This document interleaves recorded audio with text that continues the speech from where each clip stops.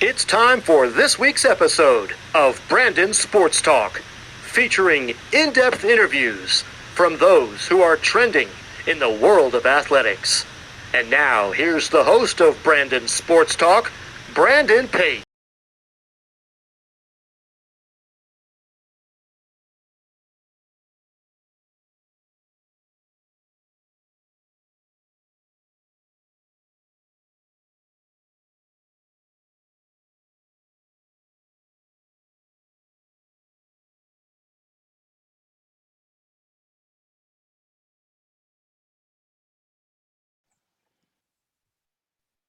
Welcome back to Brandon Sports Talk. In today's episode, I have the privilege to interview the U.S. track and field javelin, Maggie Malone. How are you doing today? I'm doing great. How are you? I'm doing good. Can you talk about how you knew that you wanted to get into track and field, particularly in javelin? In Javelin? Mm-hmm. Yeah, absolutely. I knew that I wanted to do track and field ever since I was little. I was a jumper, sprinter. My mom was a track coach, so I was just always grew up doing track and field. And then I learned to throw the javelin in college and just kind of, I don't know, came quickly. And yeah, it just worked out really well. Was super thankful to compete and to just kind of have that a part of my journey. What was it like growing up in track and field with your mom being a coach? It was awesome.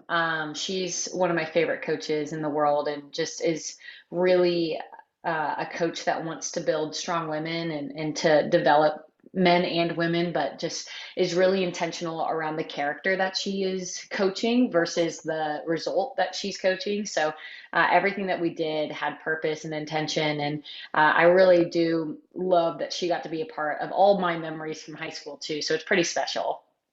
What was it like going to Nebraska?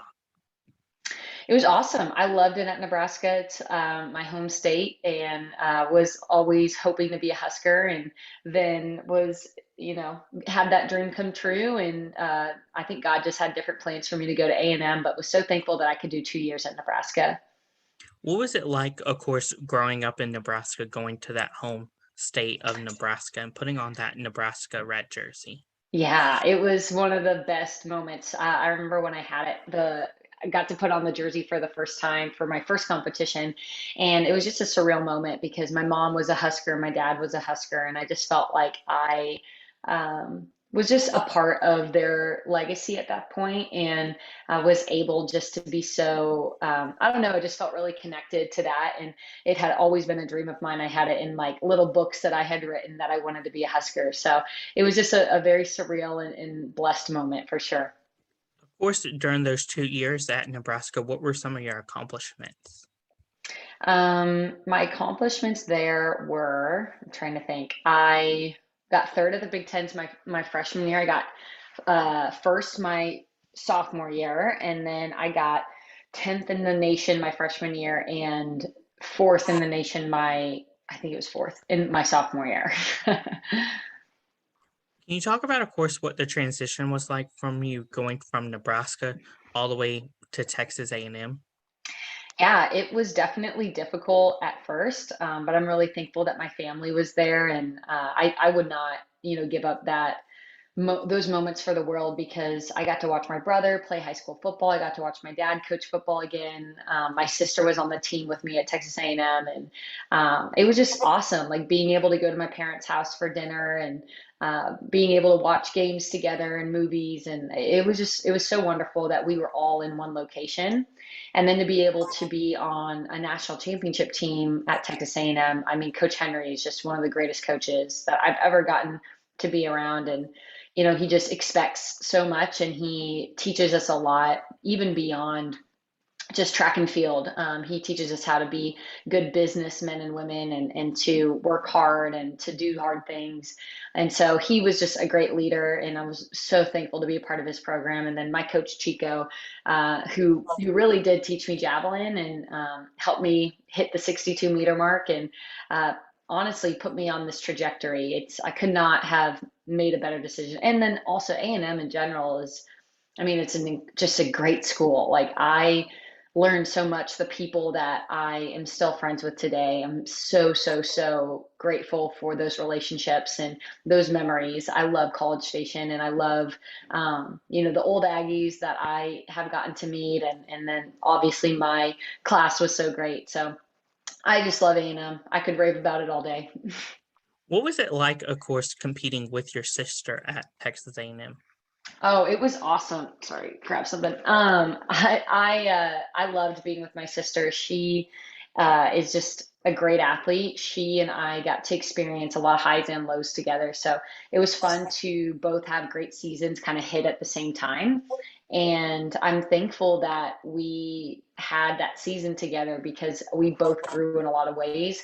And just to get to experience the success of both of us like that, that's what I remember. It's not really the distances or the throws, but it's going to the hotel room at night, and it's hanging out, and it's talking all night, and it's traveling together, and then having the moment to celebrate each other. Like, that's the moment that I'll remember the most.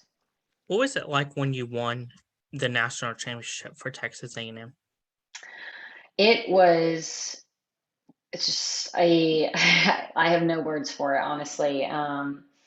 Just it felt like everything was in slow motion, and I couldn't believe it because it had been a goal of mine, and I just never thought that that'd be a part of my journey. And I'm just remember being so thankful that God was just gracious to me and put this in my path, because I never ever thought that I'd be throwing the javelin. And so uh, just to have that moment where my whole family was there and my coach was there, and and they had known everything that I'd gone through to get to that moment. And so to be able to look over and see Chico and Coach Henry, my mom and dad and brother and sister, you know, those are the moments that I am most grateful for. So it was an honor to be a part then of a group of elite athletes who can call themselves national champions, and national champions at Texas A&M. So it's a very cool club that I wanted to be a part of, and it was cool that I could be a part of that group again.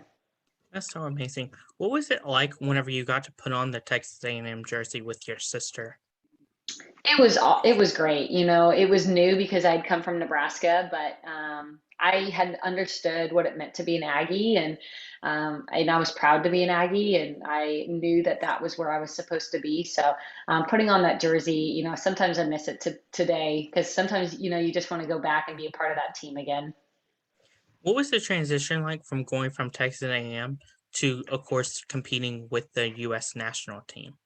Yeah, it was great. I did not anticipate making the Olympic team. I am thankful that I was able to, but I, just had a blast in that season. And to get to put on the Team USA jersey just means something different when you have USA across your chest, and you represent more at that point. And so it was just a great opportunity to kind of step into a professional world, and that is exactly kind of what I was thrusted into. And so I had a great group of ladies who I got to compete with, and great teammates that I met along the way.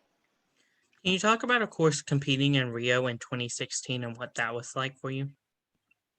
Yeah, so it didn't go very well. I got like 25th. It was my worst competition, but I think that I just learned a lot from it. I didn't understand a lot of how, professional javelin worked and how competition worked in different countries and the systems. And so I feel like I just learned how to handle different situations, and to be flexible, and what to expect. So I took a lot from that Rio experience into the 2021 experience.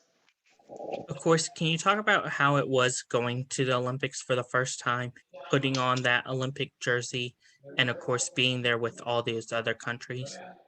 Yeah, it's a dream. It had been a dream of mine since I was a little kid. Never thought that it would happen, but it's a dream to put on the USA jersey, and it's a dream to be with all of these incredible athletes across the world, and people that you had gotten to learn from, and you've seen their videos and you've watched them over and over. So it was such a honoring experience to be a part of that elite group.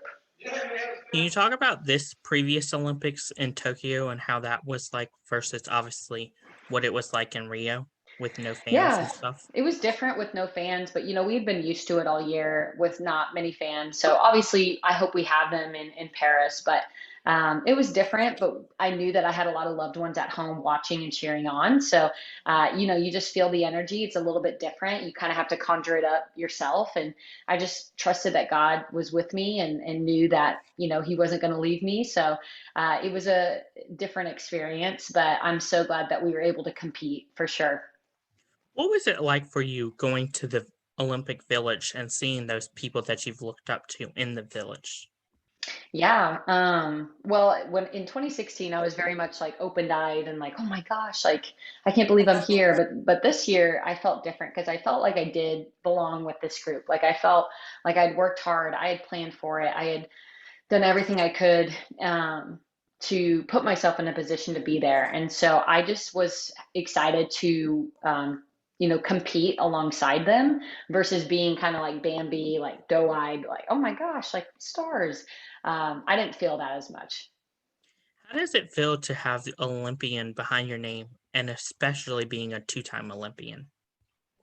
Um, it is cool, but it's not what identifies me, or it's not anything that I um, really claim as who I am, because I know that that's not who I am. I'm Maggie Malone, and I'm a child of God, and I'm a daughter of the King, and it doesn't matter if I am an Olympian or not, because He loves me all the same. So I'm glad that I could compete in the Olympics, but for me, it's definitely not. Um, it's not who I am, and that's something that I've really worked hard on separating. What was it like this previous year preparing for the Olympics, knowing there was no fans and obviously it was just going to be you inside there without your family? Yeah, we still prepare the same. It was an intense year of training and worked really, really hard, but I knew going into the competition that there weren't going to be fans, so I just you just got to roll with it. You have to come open-handed and be flexible for things to change. We had some people there, and that was great and had some energy, but the training still didn't, it didn't change because we're still going after distances, regardless if there's fans or not. Was the typical game day like for you in the Olympics? Typical game day, wake up, have breakfast, kind of get ready, put on the uniform, get on the bus, get to the practice track, go through a meditation, get taped up, and then start my warm up, go through the call rooms, and then head out to the competition. Can you talk about, of course, what goes through your head when you're running through and then ready to throw the javelin?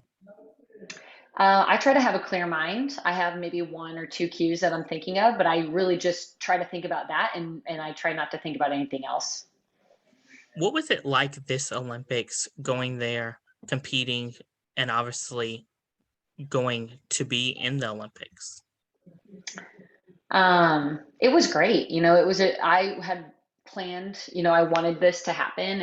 And, obviously it's not my story, it's God's story, but I worked really, really hard every day. I would do two-a-days. And so I was ready to compete, and I was ready to perform well. I felt like I put myself in a good position.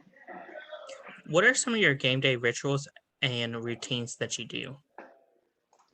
Meditation, I listen to Christian music, and I eat steak. What were some of your favorite memories and moments from this Olympics and last Olympics? My memory is not great on 2016, so I'll stick to 2021, and definitely being with my friend Annie Coons, who's a heptathlete, and getting to compete with her and hang out with her is probably some of my favorite memories. Is just being with her in the village and getting to spend time with her because she was my college roommate. We were Aggies together, and then getting to be on an Olympic team together really was super special for me. What was that moment like of being with your teammate from Aggie competing in the Olympics? It was wonderful. She's like my sister. So it was super fun just to get to hang out and laugh together and walk around together and just to get to experience the whole time. What advice would you give college track and field players looking to throw the throw? Say that again. What advice would you give track and field players in college? I would give the advice of, let me think. There's a lot of different advice. I'd say surround yourself with people who are better than you are, and learn from them. So come in with zero ego, but learn from them. That'd be one. I would also say be patient because success doesn't come right away. There's a lot of bumps in between. So you need to be patient with it. And my last one would just be to remember that javelin isn't to define you, and that your number doesn't, or a thrower, your number does not, give you any value. People still love you regardless. What are some of your future plans in your career? Do you plan on going to Paris this upcoming Olympics? Yes, I will definitely work hard and try to get there. Yes. What advice would you give the first-time Olympians and even the second-time Olympians that are preparing now for the Olympics? I would say try to keep things small. So try to, have your routines, know what the day's going to look like, have your plans, but try not to make things so big. Try to keep things small so that you can keep focused, and not spend so much time in trying to get the Olympic experience. But if you're trying to perform well, to really stay focused in on what you're trying to do versus experience the whole Olympics.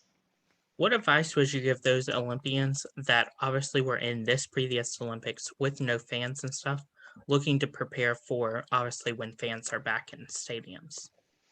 I would just say keep doing what you're doing, keep working hard, stay on your course, your plans that you've had, and nothing should change. You should still prepare like you would normally. Where can my listeners find you at on social media? Maggie the Aggie on Instagram. Thank you again, Maggie Malone, for your interview, and best of luck in your future as you prepare for this previous Olympics. Thank you. You can find Brandon Sports Talk on Facebook at Brandon Sports Talk, Instagram at Brandon Sports Talk, Twitter at Talk_Brandon, and you can find me on YouTube at Brandon Sports Talk. Don't forget to like, comment, and subscribe. Thank you again, Maggie, for your interview, and best of luck in your future. You too. You've been watching Brandon Sports Talk. Please feel free to like, share, and subscribe to Brandon Sports Talk on social media and on YouTube.